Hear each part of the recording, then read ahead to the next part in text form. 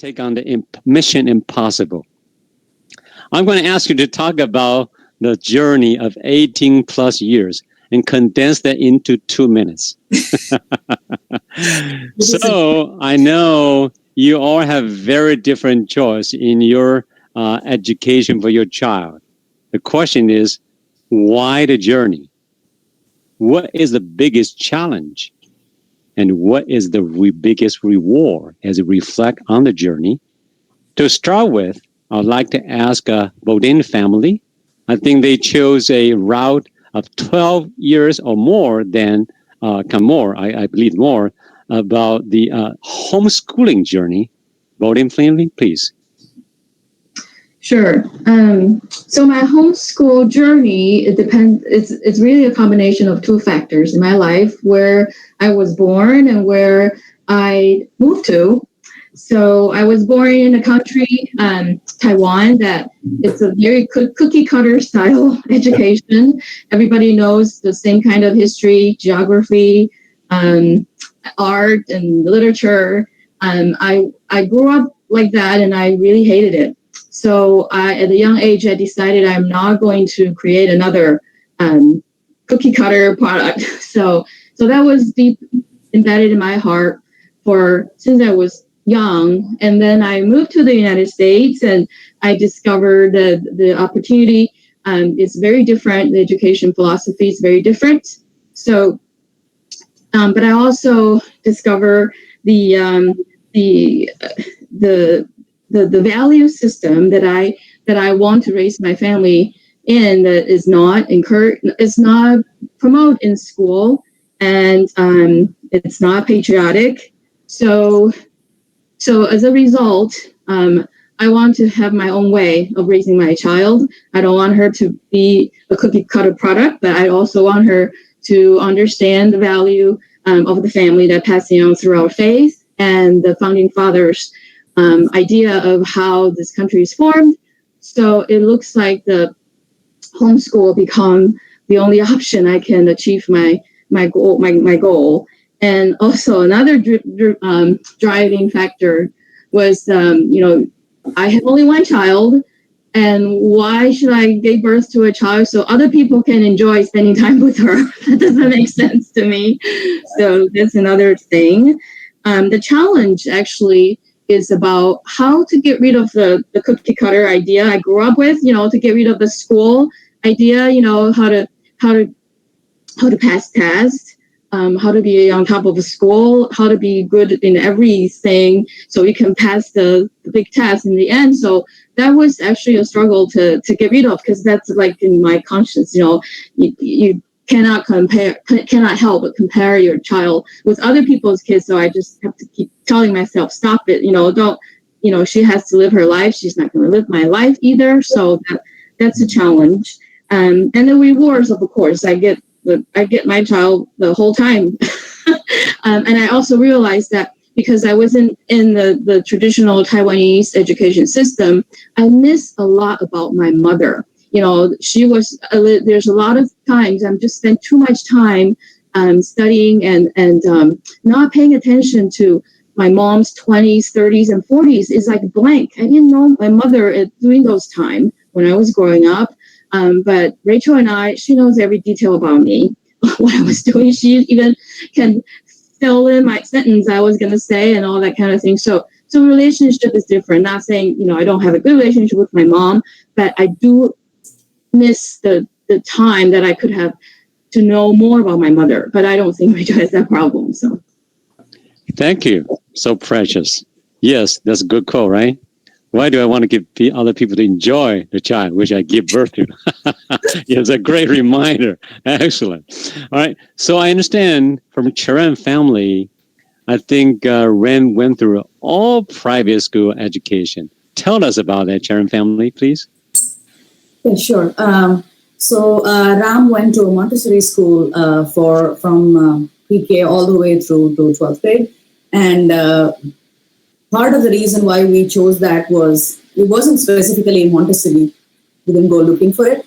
But I think what we wanted in our child is a self-motivated individual who is independent, who can make decisions, And the question was, how are we going to get him there? What are the choices we have? And one of the things that jumped out at me is that my mother was also educated in a Montessori kind of education back in India. And she's a very, very practical person. And she suggested, why don't you try Montessori? And that's how I took Ram to the pre-kindergarten in Montessori. And within about a few months, I noticed that my husband actually noticed that this kid goes to school, removes his coat, puts it in the hanger, hangs it where it's supposed to be, removes his outside shoes, wears his inside shoes. This is all that simple discipline, like living in the house, but kind of fostering it in the child, which we really liked. And it was never a rule saying, you have to do this, you cannot do this. Pretty much what Rodin family was suggesting, the cookie cutter way. It was an open discussion. You can choose what you want to study, how you want to study it. You can pave your own path. And I like that independence to be given to the child, or even for exposing the child to. So that was our first important reason that we did when we said, let's keep him in Montessori. As he went through the teen years, he basically said, I really like my school. I would rather like to complete my schooling here, if you don't mind. And that was a request from the child, again, putting his foot forward, putting his thoughts very clearly to us. I appreciated that. And of course, the challenge has been, life is always challenging. It's never simple. There are always forks on the road where you have to apply your problem-solving skills to figure out which road do I take, and what are the capabilities that I have that help me go and shine in that. Doesn't matter. I don't have to be top grade student in your class, but how do I make myself successful was a key thing. And that was the challenge. So we had to sit and observe what he was passionate about as he grew from 2, 3, 4. He did drawing. He did a lot of music. So we tried to just present the opportunity saying, choose what you want, but it was never, please do this only or else, it was never that from us. So we created the opportunities by observing the child in terms of how he experienced it. And of course, the rewards, of course, as you know, is he's successful. Everybody likes to talk to him. People come to him for help. And I think even now, if God forbid, if I'm not there in this world, I know my son can manage on his own. And I'm very happy that he's come this far. So that's why this journey is so special to us. And that's why we kind of felt it worked for us. Thank you. Thank you for the precious sharing. I can hear the pride and the happiness there. We all got the influence on that by that. Thank you very much.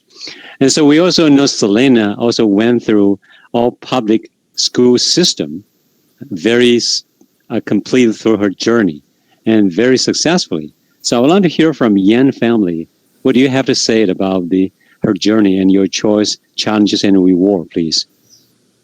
So both our kids are in the public school from K to 12.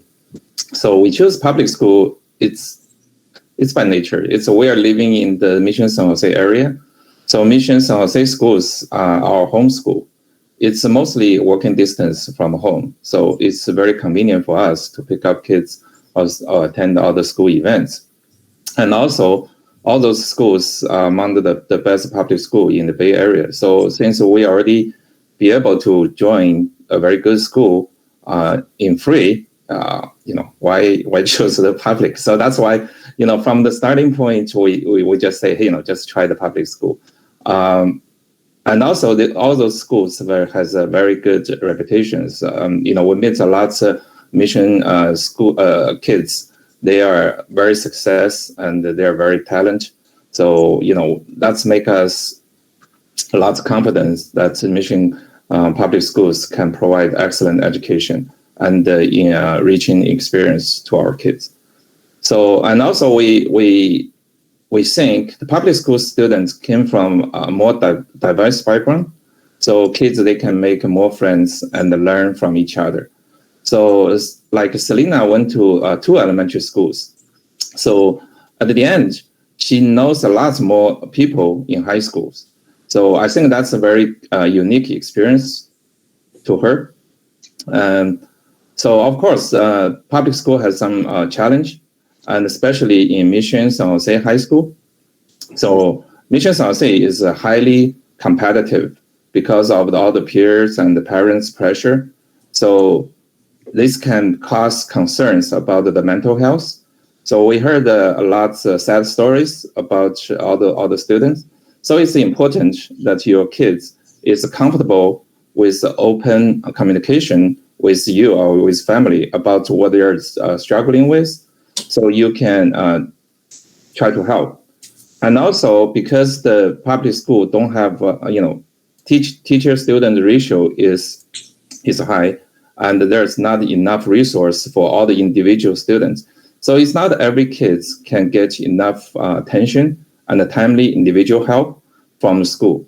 So because of this, as a parents, we have to be more, have a more closer relationship with kids and more open communication with them. So for any struggle, anything they need help, so we can jump in right away.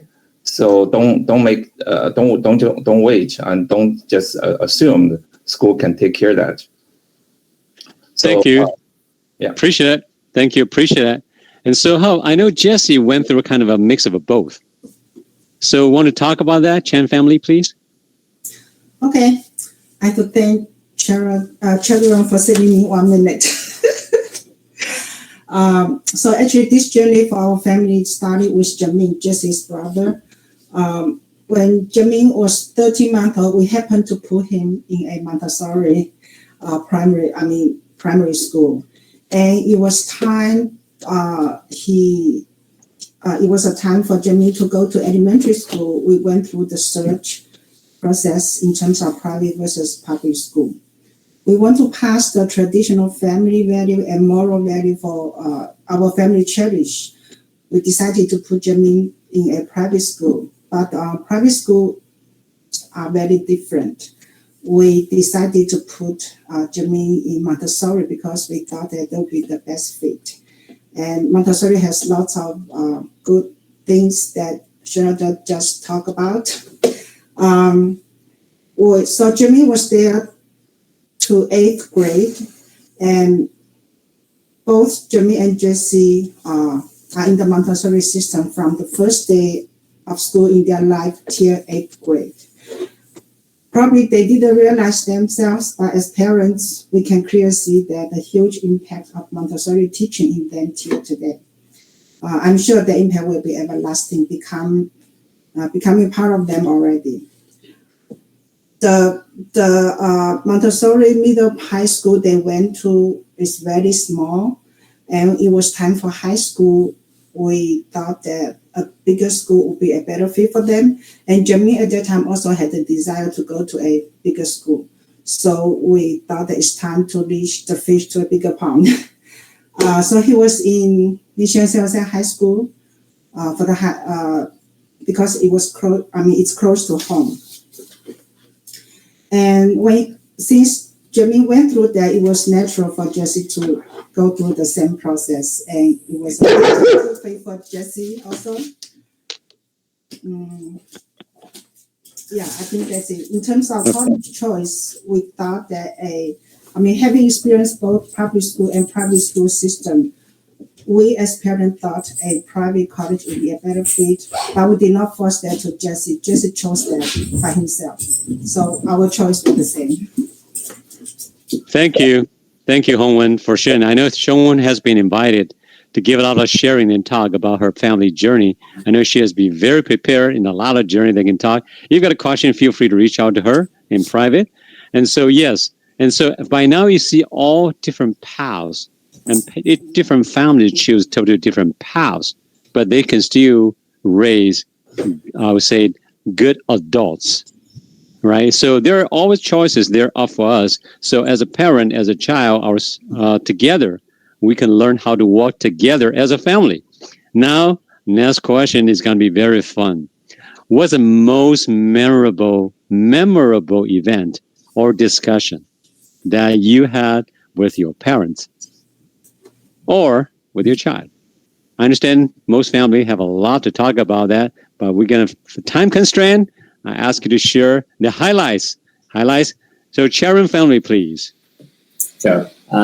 For me, the most memorable and very recent memory is his valedictorian speech that he gave at the end of his senior year. Going into the speech, we did not know what he was preparing, and the body language that he showed, it showed as if like he was a little nervous. Maybe I don't know what his preparation was. but he walks up to the mic, and then for 9 minutes, he kept the audience engaged. It was funny. He had the audience rolling with laughter. He covered all the points. And, for me, it's a moment where you say, you're preparing this individual to go out in the world. Can he handle it? Is he ready? And that 9 minutes kind of gave me a new perspective on how to look at him, see the person he has become, and the ability to keep the audience engaged while he was giving his speech. And also to his friends, they all loved it. Every parent came and talked to us after that. So for me, that is going to stay with me for a very long time. So still, he achieves his next memorable event. Thank you. What a memorable event. Thank you for sharing with us. How about you, Bodin family?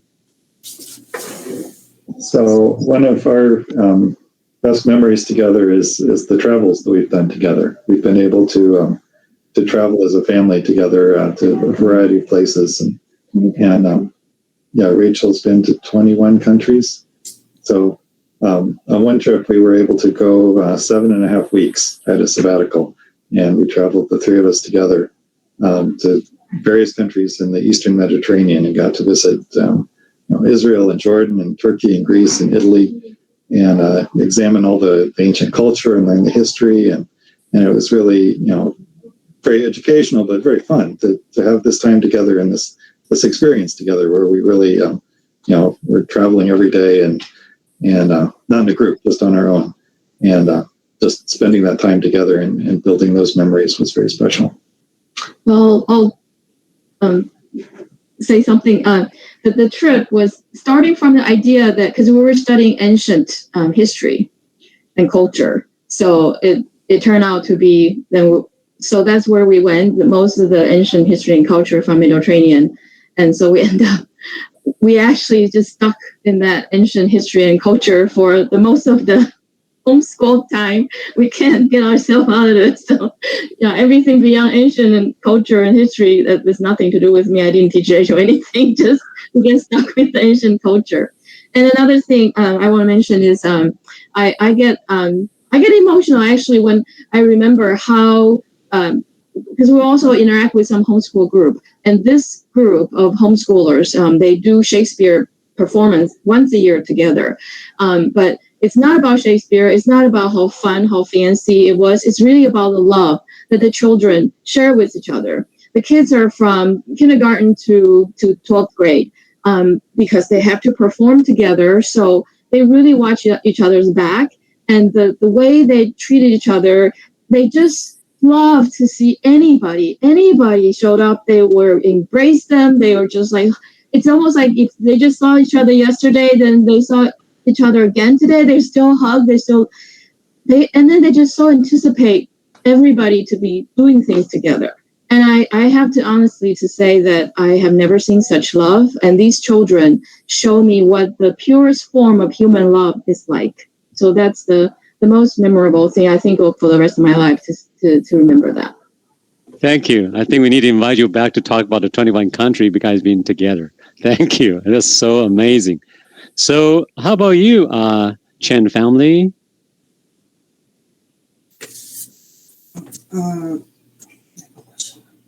The most memorable event and discussion they want to talk about. Yep.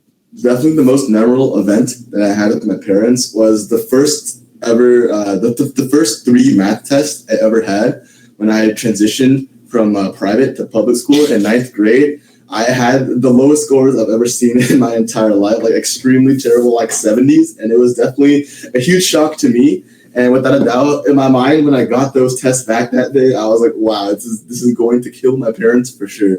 But I think the craziest thing that happened was when I brought those scores back to my parents, rather than like them completely flipping out like I totally thought that they would. My parents were actually way more understanding and supportive of just having me figure out exactly what I was lacking in and helping me just work on that to make it better. So I just really valued this kind of this depth and understanding that they had, rather than like flipping out at something so superficial as a grade. They helped me tackle the problem at the source and just help me work step by step throughout the process. So that has stuck with me ever since to this day.